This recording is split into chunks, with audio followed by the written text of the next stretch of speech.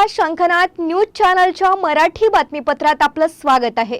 बघूयात आजच्या महत्त्वाच्या घडामोडी। महिला व बालविकास मंत्री आदिती तटकरे यांनी स्पष्ट केले आहे की शासनाच्या जीआरनुसार लाडकी बहीण योजनेमध्ये कोणताही बदल होणार नाही। त्यांनी सांगितले की या योजनेत काही तक्रारी आल्यामुळे काही पावलं उचलली जात आहेत, पण जीआरमध्ये कोणताही बदल केला जाणार नाही। आज राज्य मंत्रिमंडळाची दुसरी बैठक झाली, ज्यामध्ये विविध विषयांवर चर्चा झाली। त्यात लाडकी बहीण योजना संदर्भात काही तक्रारींचा मुद्दा समोर आला। आदिती तटकरे यांनी सांगितले की आधार कार्डावरील नाव आणि आधार नंबर याबाबत काही तक्रारी आल्या आहेत। तसंच लग्नानंतर महिलांच्या स्थलांतरणाच्या संदर्भातही काही समस्या आल्या आहेत। तटकरे यांनी स्पष्ट केले की शासनाच्या जीआरमध्ये कोणताही बदल न करता काही निकष निश्चित केले गेले आहेत। योजनेचा लाभ 2.5 लाखापेक्षा कमी उत्पन्न असलेल्या महिलांना दिला जात आहे। जर लाभार्थी महिला दुसऱ्या शासकीय योजनेचा लाभ घेत असेल आणि तो 1500 रुपयापेक्षा कमी असेल तर त्यांना 1500 रुपये मॅचिंग फिगर दिली जाईल। आधार कार्डवरील नाव चुकलेले असलेल्या महिला तसेच 4 चाकी वाहन असलेल्या महिलांचा डेटा परिवहन मंडळाकडून मिळवला जाईल। आम्ही या सर्व बाबींवर काम करीत आहोत, असे आदिती तटकरे यांनी सांगितले। याबाबत शासन निर्णयात कोणताही बदल केले जाणार नाही। आदिती तटकरे यांनी सांगितले की योजना अधिकाधिक महिलांना लाभ मिळवून देण्यासाठी आहे आणि यामध्ये मुख्यमंत्री देवेंद्र फडणवीस, उपमुख्यमंत्री एकनाथ शिंदे आणि अजित पवार यांनी आपली भूमिका स्पष्ट केली आहे। नवीन अर्थसंकल्पीय अधिवेशनात यावर सकारात्मक निर्णय घेतला जाईल। संपूर्ण राज्यातील महिलांना लाडकी बहीण योजनेचा लाभ मिळवून देणे हाच सरकारचा उद्देश आहे। नंतर ही दुसरी आमची मंत्रिमंडळाची बैठक होती आणि आज काही गोष्टींवर निश्चितपणाने चर्चा झाल्या, पण साधारणपणे गेल्या काही दिवसांपासून मुख्यमंत्री माझी लाडकी बहीण जी योजना आहे त्या संदर्भामध्ये काही तक्रारी ज्या प्राप्त झाल्यात किंवा माध्यम असतील किंवा इतर जे लाभार्थी आहेत त्यांच्याकडनं सुद्धा काही प्रश्न आम्हाला साधारणपणे विचारले जात होते।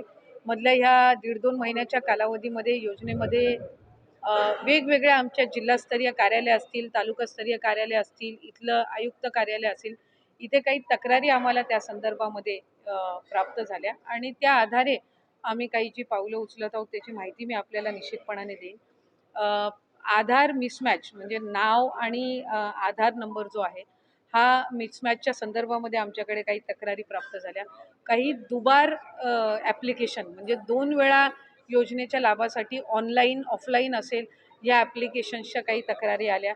काही रिलोकेशन ऑफ स्टेट म्हणजे डोमेसाईलची जी अट आपण जीआरमध्ये घातलेली आहे त्याच्यामध्ये काही ज्या महाराष्ट्रामध्ये लग्नाच्या पूर्वी वास्तव्य करत होत्या पण लग्नानंतर त्या राज्यामधनं स्थलांतरित झालेल्या आहेत, अशा काही त्याच्यामध्ये काहींनी स्वतःहून ॲप्लिकेशन केलेलं आहे की माझं आता लग्न झालेलं आहे आणि मी आता महाराष्ट्रातून कर्नाटकमध्ये शिफ्ट झालेली आहे। काही तिथल्या स्थानिक प्रशासनाकडनं आम्हाला तक्रारी प्राप्त झालेल्या आहेत। काही चुकीचे हमीपत्र दाखल केल्याच्या सुद्धा तक्रारी या काही स्थानिक प्रशासनाकडून आलेल्या आहेत आणि काही सरकारी नोकरीमध्ये लागलेले असल्यामुळे त्यांचा लाभ आता कमी करण्यात यावा अशा पद्धतीच्या काही स्वतःहून त्यांनी ॲप्लिकेशन केलेले आहेत की माझी सरकारी नोकरी लागलेली आहे, त्याच्यामुळे आपण हे सरकारी चलनमार्फत ते रिफंड करून घ्यावं, जे आम्ही काही प्रमाणामध्ये काही जिथे कंप्लेंट बेस्ड आहेत तिथं सुरुवात केलेली आहे। पण काही ठिकाणी आत्ता आमची सरकारी नोकरी लागलेली आहे तर आम्ही या लाभासाठी पात्र नाही म्हणून आमचा लाभ कमी करण्यात यावा किंवा काहींचं प्रमोशन झालेलं आहे त्याच्यामुळे त्यांच्या सॅलरीमध्ये वाढ झालेली आहे, उत्पन्नामध्ये वाढ झालेली आहे, अशा काही आलेल्या आहेत। काही 2.5 लाखापेक्षा जास्ती त्यांचं उत्पन्न झालेलं आहे म्हणून काही आलेले आहेत। तर काही विभागाकडून आलेल्या आहेत तक्रारी, तर काही स्वतःहून केलेल्या सुद्धा तक्रारी आहेत। त्याच्यामध्ये साधारणपणे स्वतःहून केलेल्या तक्रारी आहेत किंवा विभागाकडनं आलेल्या आहेत याची आम्ही ज्या वेळेला साधारणपणे माहिती घेतली किंवा त्या संदर्भामध्ये ज्या वेळेला आम्ही विभाग म्हणून चर्चा केली आणि त्याच्यानंतर आम्ही मुख्यमंत्री दोन्ही उपमुख्यमंत्र्यांसोबत त्या संदर्भातली जी चर्चा आहे ती केल्यानंतर काही बाबी जीआरमध्ये जो शासन निर्णय आहे याच्यामध्ये कुठलाही बदल न करता त्याच जे निकष आहेत ते जे त्याच्यामध्ये आपण बाबी निश्चित केलेल्या आहेत त्यालाच अधीन राहून काही व्हेरिफिकेशनचा आम्ही एक कार्यपद्धत आम्ही केलेली आहे डिसाईड। त्याच्यामध्ये साधारणपणे आपला जो इन्कम टॅक्स आहे म्हणजे आपण 2.5 लाखापेक्षा कमी उत्पन्न असणाऱ्या लाभार्थ्यांना आपण याच्यामध्ये लाभ देत आहोत, तर त्याच्यामुळे त्याच्यामध्ये इन्कम टॅक्स डेटा हा रिकन्साईल करणं हा एक त्याच्यामध्ये आम्ही विषय घेतलेला आहे की 2.5 लाखापेक्षा आत्ता आमच्याकडे काही स्वतःहून तक्रारी किंवा विभाग म्हणून तक्रारी आलेल्या आहेत की बाबा आमचं उत्पन्न 2.5 लाखाच्या वर वाढलेलं आहे तर आम्ही ह्या लाभामध्ये आता पात्र होत नाही. पण साधारणपणे ती एक संख्या निश्चित करणं हे आम्हाला आहे. त्यामुळे त्यानुसार आम्ही इन्कम टॅक्स विभागाचा त्याच्यामध्ये हे घेऊन जो डेटा आहे तो रिकन्साईल करणार आहोत. दुसरं, याच्यामध्ये आम्ही शासन निर्णयामध्ये नमूद केलेलं आहे की जर एखादी लाभार्थी एखाद्या दुसऱ्या कुठल्या शासकीय योजनेचा लाभ घेत असेल आणि तो जर 1500पेक्षा कमी असेल तर त्याची जी मॅचिंग फिगर आहे म्हणजे किमान त्यांना 1500चा लाभ मिळाला पाहिजे या दृष्टिकोनातून. उदाहरणार्थ नमो शेतकरी योजना जी आहे याचा लाभ 1000 रुपयापर्यंत असतो. तर या योजनेचा लाभ जे घेणारे आहेत त्यांना वरचं 500 रुपयाचं जे ब्रॅकेट आहे ते आपण शासन निर्णयामध्ये पण नमूद केलेलं आहे की आपण ते वरचे 500 देऊन त्यांचा लाभ आपण 1500पर्यंत नेणार. त्यामुळे त्या दृष्टिकोनातून नमो शेतकरी स्कीमचे जे लाभार्थी आहेत ते आपण निश्चित करून आणखीन एकदा त्याची व्हेरिफिकेशन करून जे त्याच्यामध्ये लाभार्थी आहेत त्यांना हा जो वरचा लाभ आहे 500पर्यंतचा हा आपण देण्याच्या दृष्टिकोनातून करत आहोत. त्याच्यामध्ये इतर ज्या काही योजना आहेत ज्या 1500पेक्षा कमी लाभ देणाऱ्या आहेत आणि आपण त्याला 1500पर्यंतचा लाभ मॅचिंग करणं आहे तर त्या दृष्टिकोनातून आम्ही एक स्क्रुटिनी एक ड्राईव्ह करत आहोत. ज्यांचे 4 चाकी वाहनं आहेत आणि तरीसुद्धा ते या ठिकाणी लाभ घेत आहेत त्यांचं आपण ट्रान्सपोर्ट विभाग जो आहे परिवहन विभाग जो आहे त्यांच्या मदतीनं आपण तो एक डेटा त्या ठिकाणी क्रॉस व्हेरीफाय करत आहोत. ज्यांचं नावाचं मिसमॅच झालेलं आहे म्हणजे आधार कार्डवर नाव वेगळं आणि स्पेलिंग आणि त्यांचं बँकचं खातं जे आहे त्याच्यावर त्यांची स्पेलिंग ही वेगळी आहे ती एक क्रॉस व्हेरिफिकेशन आपण करत आहोत. आणि आम्ही केंद्र सरकारकडे किंवा आपल्या सेंट्रल गव्हर्नमेंटकडून आधारचं एक अप्रुव्हल आपल्याला लागतं KYCसाठी तर ती एक आम्ही त्यांची परवानगी आल्यानंतर ती एक आम्ही सुरुवात करत आहोत.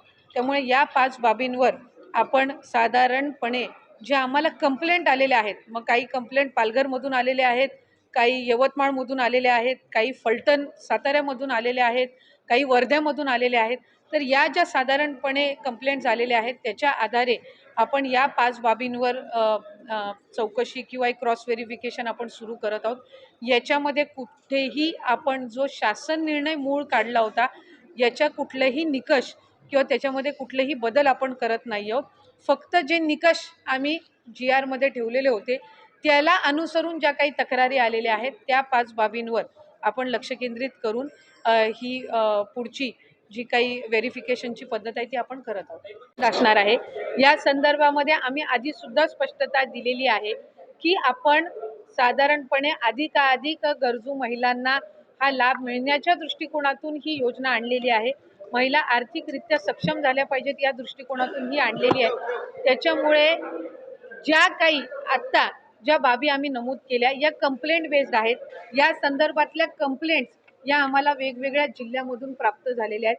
माझ्याकडे आत्तासुद्धा पालघरमधून आलेली असेल, धुळ्यातून आलेली असेल, डबल ॲप्लिकेशनची वर्ध्यामधून आलेली असेल, काही स्थानिक आमच्या अधिकाऱ्यांकडनं त्यांच्या निदर्शनास आलेले आहेत, काही स्वतःहून केलेल्या आहेत. म्हणजे एक लाभार्थी जे आहे त्यांनी आम्हाला स्वतःहून ॲप्लिकेशन केलेलं आहे की माझं आता लग्न झालेलं आहे आणि मी महाराष्ट्रातून कर्नाटकमध्ये स्थलांतरित झालेलं आहे त्यामुळे मी आपल्या या योजनेसाठी पात्र होणार नाही. एक आम्हाला जी आलेली आहे त्यांनी स्वतः दिलेलं आहे की आधार कार्ड हे करत असताना मी चुकीचा नंबर त्याच्यामध्ये टाकला. ही ऑक्टोबर महिन्यातली तक्रार आहे. 1-2 तक्रारी आमच्याकडे अशा आलेल्या आहेत की मला आता सरकारी नोकरी लागलेली आहे त्याच्यामुळे मी या योजनेसाठी पात्र आता होत नाही. त्यामुळे आपण ज्या काही बाबी करत आहोत ह्या कंप्लेंट बेस्ड आहेत. कुठेही सरसकट स्क्रुटिनी ही आपण करणार नाही आहोत हे मला आपल्या माध्यमातून सर्व माता भगिनींना निश्चितपणाने सांगायचं आहे. ते आम्ही साधारणपणे आज मी आणताना या प्राथमिक स्वरूपात आणलेल्या आहेत. पण याच्यापैकी डबल ॲप्लिकेशनच्या, स्थलांतरित झालेल्याच्या, उत्पन्नाच्या याच्यामध्ये वाढ झालेल्याच्या साधारणपणे 80-90% तक्रारी त्या पद्धतीच्या आहेत म्हणजे ज्या आलेल्या आहेत त्यापैकी. आणि त्याचं आम्ही एक जे काही त्या संदर्भातली योग्य तो विचार करून आम्ही या 5 बाबी आणि या 5 बाबी या आपण GRमध्ये नमूद केलेल्या आहेत. कुठंही आपण शासन निर्णयामध्ये बदल करत नाही आहोत. कुठल्याही एका योजनेचा जर आपण लाभ घेत असाल, समजा उदाहरणार्थ संजय गांधी निराधार योजना आहे त्याचा लाभ 1500चा आहे म्हणून त्या लाभार्थी आहेत संजय गांधीच्या, ह्या आपण लाडक्या बहीणमध्ये घेतलेल्या नाही आहेत. पण नमो शेतकरी जी योजना आहे याचा 1000 रुपयाचा लाभ आहे. आपण GR मध्येच नमूद केलेलं आहे की आपण 1500 जो फरक असेल ती फरकाची रक्कम आपण देणार. त्याच्यामुळे याच्यात आपण कुठेही GR मध्ये आपण बदल करत नाही. दुचाकी आहे, आम्ही GR मध्येच नमूद केलेलं आहे. पण 4 चाकी यांनी काही कंप्लेंट्स आम्हाला आलेल्या आहेत, तर त्याच्यानी आपण फक्त पॅन, त्याच मुद्द्याची आपण पॅन महाराष्ट्र आपण स्क्रुटिनी करतोय. आपण कुठेही विदाऊट कंप्लेंट आम्ही स्क्रुटिनी इनिशिएट करत नाही आहोत. त्याच्यामुळे मी स्पेसिफाय केलेलं आहे की या 5 बाबी, इन्कम टॅक्स म्हणजे उत्पन्नामध्ये जर वाढ झालेली असेल, 2.5 लाखाच्या पलीकडे जर कुठल्या लाभार्थ्यांचं उत्पन्न गेलं असेल तर ते आता त्या योजनेसाठी लाभार्थी म्हणून पात्र नाही आहेत. जर दुचाकीच्या वर जर कोणाची वाहनं 4 चाकीची असतील ते पात्र नाही आहेत. जर ते इंटरस्टेट जर मॅरेजेस झालेले असतील तर ते आता त्याच्यासाठी पात्र नाही आहेत. सरकारी नोकरी लागली असेल तर ते पात्र नाही आहेत.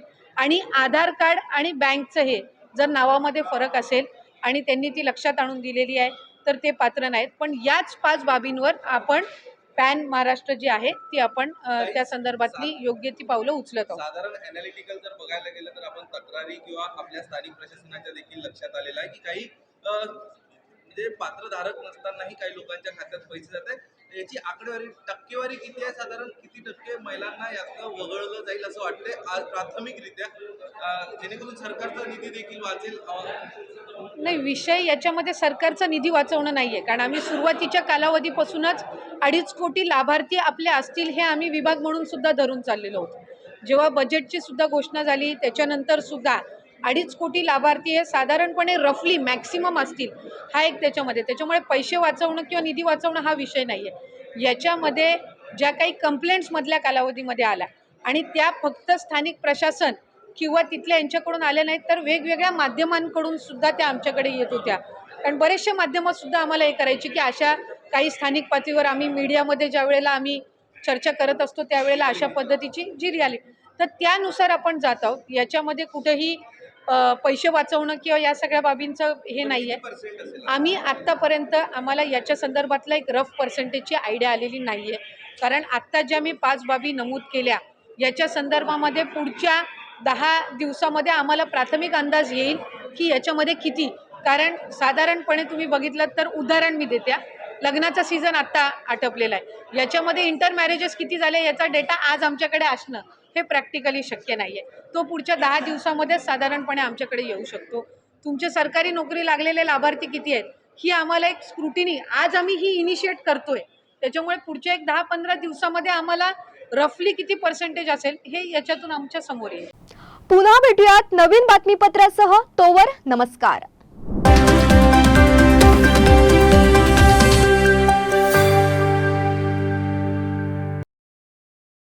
क्या आप इंटीरियर के बारे में सोच रहे हैं पर डिज़ाइन फाइनल नहीं कर पा रहे? होम इंटीरियर या ऑफिस इंटीरियर, किसी भी डिज़ाइन आइडिया को रियलिटी में कैसे बदले, आज हम ये जानेंगे इंडस्ट्री एक्सपर्ट्स से। हमारी कंपनी जो है डिज़ाइन ब्यूरो, उसमें interior designing, renovation, architectural design, landscaping end renovation, furnitures, ये सारे जॉब्स हमारे यहाँ होते हैं और पिछले 20 साल से हम लोग इस फील्ड में हैं। और इसमें 2 से 3 कैटेगरी आप इसको डिवाइड कर सकते हैं, जिसमें कि हम रेसिडेंशियल बोलते हैं, कमर्शियल बोलते हैं और रिनोवेशंस बोल सकते हैं। बेसिकली क्लाइंट्स की नीड्स को अंडरस्टैंड करना, सो नीड बेस्ड एनालिसिस हमारे यहाँ होता है। सो क्लाइंट्स के लिए हम लोग परफेक्ट इसलिए हो जाते हैं या हम उनके लिए दोबारा या किसी क्लाइंट्स के लिए हम चौथी बार काम कर रहे हैं because of their confidence with us, कि वो हमारे ऊपर रिलाय करते हैं। हम लोग अमित को पहले से ही जानते थे, तो उनको हमने बुला के उनको जो स्ट्रक्चर है, यहाँ पे ब्रिक्स वर्क चल रहा था तभी से उनको कांटेक्ट किया, उन्हीं को जगह दिखाई, उनको स्पेस डिजाइन करने के हिसाब से कांटेक्ट किया, उन्होंने डिजाइन बना के दिया काफी अच्छा। जो भी उसमें जो भी चेंजेस थे उनको वर्कआउट किया हमने। जब जो मटेरियल लेना था वो साथ में हमारे आए, सिलेक्शन के लिए आए, वो जो भी सारा सिलेक्शन उन्होंने काफी अच्छे से करवाया। जो भी उसके बाद में जो एक्सपेक्ट था उससे ज्यादा बेटर ऑफिस उन्होंने बनवाया। बजट अगर आपका लिमिटेड है तो लिमिटेड बजट में भी आप एक अच्छा इंटीरियर कर सकते हैं। ये हमारा विश्वास है और हमारे क्लाइंट्स के लिए हम वही दे रहे हैं और उसी से हमारा क्लाइंटल बड़ा है। हर क्लाइंट की एक अलग स्टोरी होती है, उनका एक अलग रिक्वायरमेंट्स होता है। कई बार ये सारा मिस आउट हो जाता है, हम अपने डिज़ाइन उन पे लादते हैं, वो नहीं होना चाहिए। उनको क्या चाहिए वो हम डिलीवर कर सकते हैं, बस वो उनके बारे में हमको समझना पड़ेगा। तो हमारे इसमें हम एक ही बोलते हैं कि ड्रीम कम्स ट्रू। आप ड्रीम देख रहे हो, हम उनको फुलफिल करेंगे, वो हमारी रिस्पॉन्सिबिलिटी है।